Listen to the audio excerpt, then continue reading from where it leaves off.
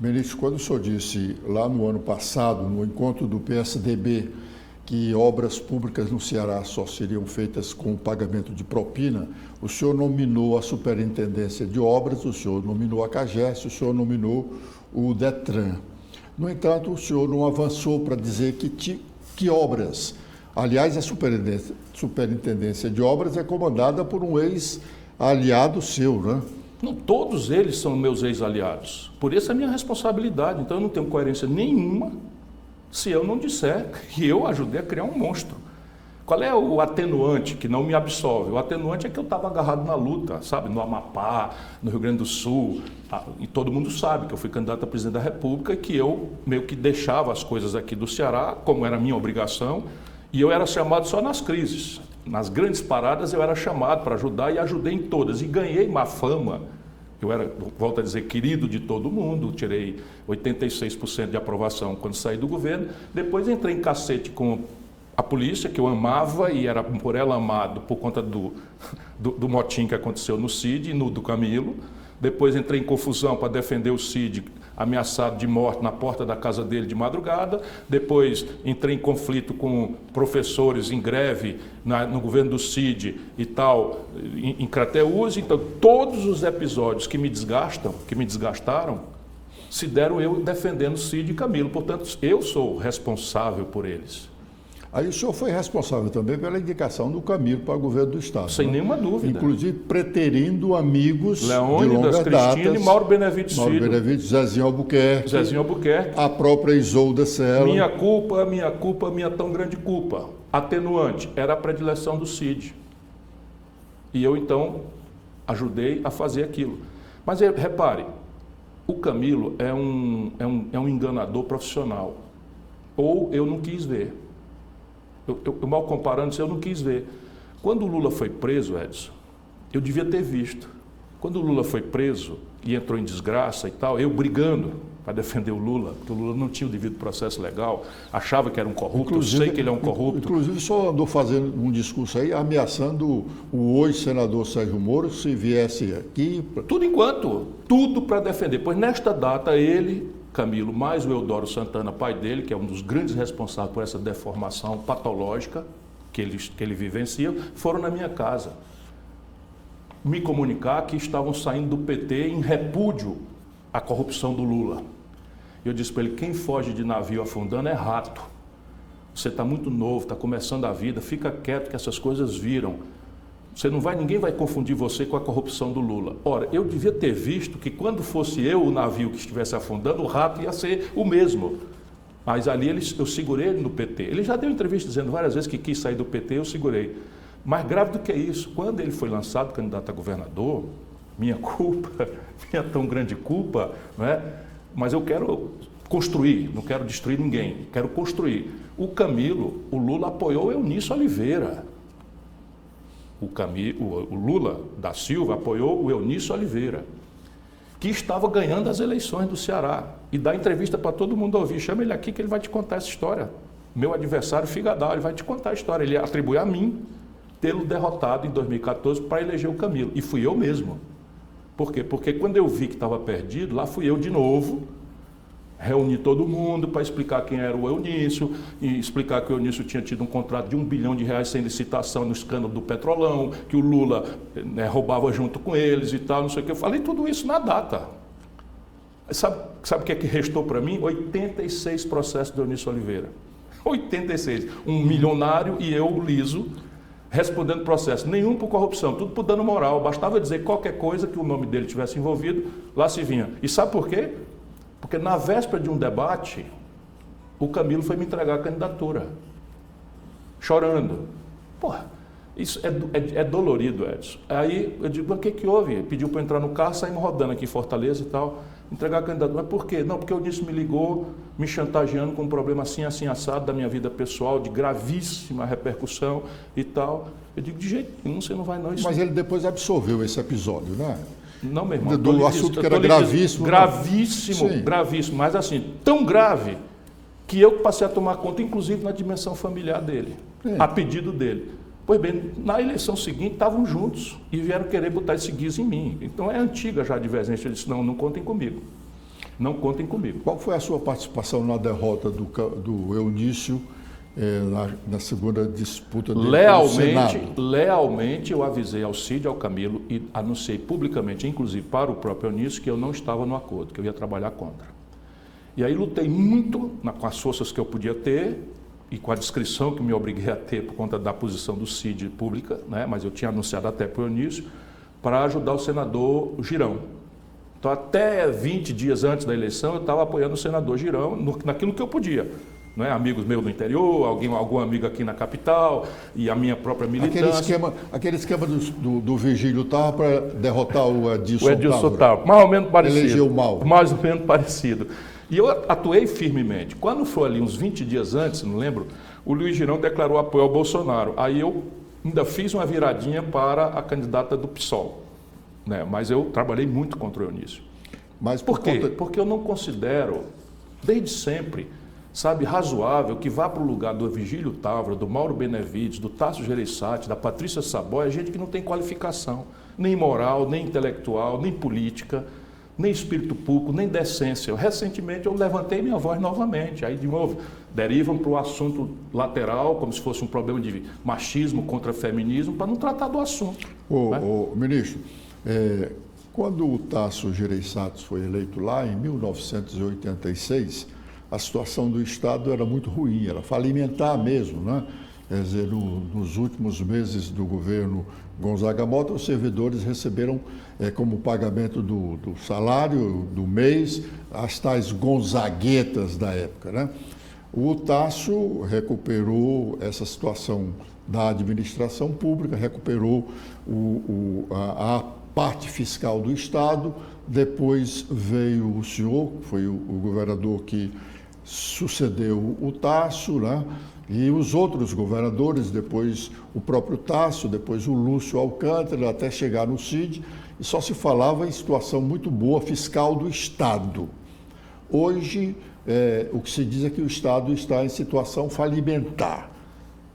As informações que o senhor tem coincidem com isso ou contestam isso? São mais graves, talvez, do que isso. O Estado não fale, né? Não vai embora. Sim. E tal. Porém, a contabilidade oficial revela menos o que está acontecendo e, mais gravemente, o passivo que estão quebrando o Estado, estão destruindo o Estado, sob o ponto de vista da energia que o Estado tem para atuar. O povo não está preocupado com a contabilidade pública, está preocupado com o colapso da segurança.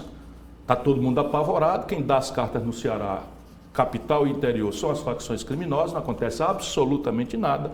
Os professores das universidades em greve, os professores da rede estadual, 60% são temporários, também com dificuldades, quebrando cacete dentro de assembleia, porque tudo que não tinha mais há muitos anos no Ceará está de volta, percebe? Mas a contabilidade já revela, é a primeira vez em 25 anos, um quarto de século, que o Ceará apresenta déficit primário. Déficit primário é o seguinte, soma tudo que o Estado arrecada e tudo que o Estado gasta, a contabilidade oficial já botou lá. Mas eles estão construindo uma coisa pior, que é comprometer o futuro. Então, pela primeira vez, desde Tasso Gereissati, 1986, o Estado tomou 2 bilhões e 600 milhões de reais, bilhão com B de bola, tá? E 600 milhões de reais, não para fazer saneamento, como eu tomei, para fazer o aeroporto novo que eu fiz, para fazer o PSEMBL, nada. Para pagar dívida, como se o Estado estivesse entrando naquela situação que muita gente do Brasil sofre de pagar cheque especial com cartão de crédito, ou de pagar cartão de crédito com cheque especial. Ou seja, estão comprometendo o hoje e o futuro do Estado do Ceará. Ou a gente se levanta, ou a deterioração dos serviços de educação, de saúde, de segurança pública, de infraestrutura do Estado, estão indo para o beleléu.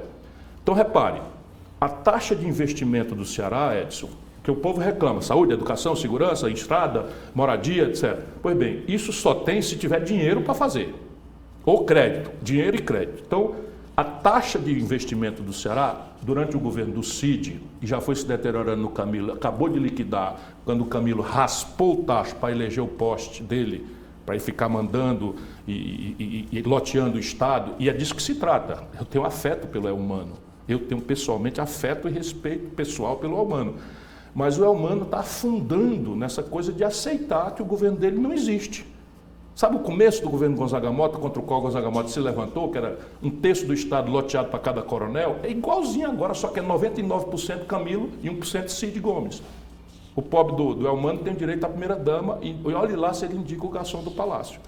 Porque, enfim, é o que está. Então a taxa de investimento do Ceará era a terceira maior do Brasil em valores nominais. Imagina, o 8º estado brasileiro em população, um estado pobre, tinha, depois de São Paulo e de Minas Gerais, o terceiro lugar em investimento por nominal. Quando você faz a proporção, ou seja, quanto dinheiro você gasta por cabeça no estado, o Ceará era primeiro lugar, Edson.